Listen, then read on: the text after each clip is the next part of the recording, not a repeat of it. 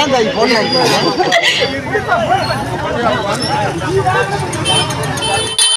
வணக்கங்க. போன வீடியோவில் நிறைய கமெண்ட்ஸ் கேட்டிருந்தீங்க. எந்த ஊரில் இருக்கீங்க, கோழியை வந்து நேரில் வாங்கிக்கலாமா, கோழி கிடைக்குமா, எங்கே கிடைக்கும், குஞ்சு கிடைக்குமா, இந்த மாதிரி நிறைய கொஷின்ஸ் வந்திருந்தது. எல்லாத்துக்கும் ஒரு வீடியோவாக மேக் பண்ணிடலான்னு சொல்லிட்டு தான் இந்த வீடியோ போட்டிருக்கேங்க. கமெண்ட் பாக்ஸ்லேயும் ஆன்சர் பண்ணியிருக்கேன். நம்ம வீட்டில் ஒரு 2 சேவல் இருந்ததுங்க. 2 சேர்ந்து ஒரு 4.5 கிலோ வந்தது.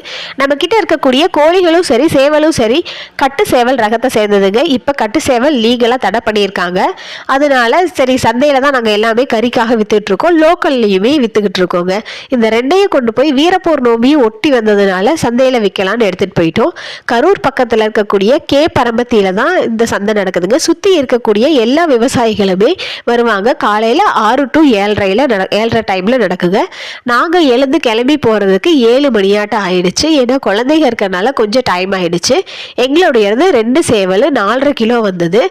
அப்புறமா அத்தை வீட்டில் போயிட்டு அத்தை வீட்டு கோழியும் பார்த்தீங்கன்னா ஒரு வெடைக்கோழி முட்டையே விடலை, நல்ல கொழுப்பு ஏறிக்கிச்சு. அதுக்கு 3 கிலோ 200 கிராம் ஆட்டம் இருந்ததுங்க.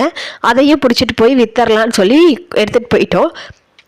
இந்த முட்டைக்கோழி பார்த்தீங்கன்னா முட்டை விட்ட கோழிங்கிறதுனால கொஞ்சம் வயசாயிடுச்சு இல்லைங்களா, அதுக்கு வந்து மார்க்கெட் ரேட்டு கம்மி தாங்க. இளங்கோழியாக கொண்டு போனீங்கன்னா அன்னைக்கு சந்தையோட ரேட் என்னவோ அது போல் வாங்கிக்குவாங்க. நாங்கள் வந்து என்ன நினச்சி போனோன்னா வீரப்போர் நோம்பி ஒட்டி வர்றதுனால சரி இப்போ வந்து கோழி கராக்கியாக இருக்குன்னு சொல்லிட்டு அந்த டைமில் போனோம். ஆனால் என்னென்னா ரோடு ஃபுல்லாகவே கோழியாக கிடந்ததுங்க. எல்லாரும் அந்த நாள் பார்த்தே கொண்டு வந்துட்டாங்க போல். நம்ம வண்டியில் இது போல் கோழி எடுத்துகிட்டு போகிறோன்னு தெரிஞ்சாவே அங்கே இருக்கக்கூடிய வியாபாரிகள் டக்குன்னு ஓடியாந்து ஒருத்தராக பேச ஆரம்பிச்சிருவாங்க. முடிஞ்ச வரைக்கும் விலையை குறைக்க தான் ட்ரை பண்ணுவாங்க. நீங்கள் வந்து என்ன விலை ஃபிக்ஸ் பண்ணியிருக்கீங்களோ அதுலேருந்து இறங்கக்கூடாது. இறங்குனீங்கன்னா அப்புறம் நமக்கு தான் பிரச்சனை. ஏன்னா 4-5 பேர் வந்து பார்த்தாலும் நம்மளோட விலைக்கு யார் அனுசரித்து வர்றாங்களோ அவங்க கிட்ட வித்துட்டு வந்துடலாம். அதில் வந்து நம்ம கான்ஃபிடென்ட்டாக போடுங்க.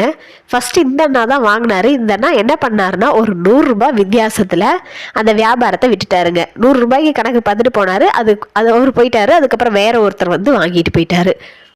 நம்ம வந்து ஒருத்தர் பேசிட்டாங்கன்னா அவங்கக்கிட்டே தான் கொடுக்கணும்னு அவசியம் இல்லைங்க. ஒரு 2 டைம் வெயிட் பண்ணி பார்த்தோம்னா 2-3 பேர் வந்து பார்ப்பாங்க. அவங்களுக்கு எது தோதா இருக்கோ அந்த மாதிரி வாங்கிக்குவாங்க. நம்மளும் நம்ம விலைக்கு தகுந்த மாதிரி யார் கேட்குறாங்களோ அது போல் கொடுத்துக்கலாங்க.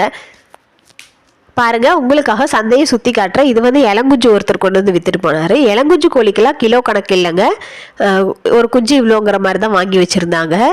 அப்புறம் இன்னொரு பக்கம் நல்ல பெரிய சேவல் எல்லாமே சேல்ஸ் பண்ணிட்டு இருந்தாங்க. இந்த மாதிரி நம்மளும் வெயிட் போட்டுக்கு எடுத்துகிட்டு போயிடணும். அவங்களும் ஒரு டைம் வெயிட் செக் பண்ணிவிட்டு அமௌண்ட் எவ்வளோன்னு நம்மக்கிட்ட கேட்பாங்க. நம்ம சொல்கிற அமௌண்ட்டை பொறுத்து அனுசரித்து வாங்கிக்கலாங்க.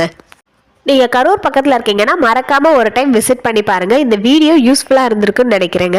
நம்ம சேனலை லைக் பண்ணி சப்ஸ்கிரைப் பண்ணிக்கோங்க. உங்கள் ஃப்ரெண்ட்ஸ் அண்ட் ஃபேமிலிக்கு ஷேர் பண்ணி விடுங்க, தெரியாதவங்களும் தெரிஞ்சுக்கட்டும். நெக்ஸ்ட் வீடியோவில் பார்க்கலாம். Tata, bye bye.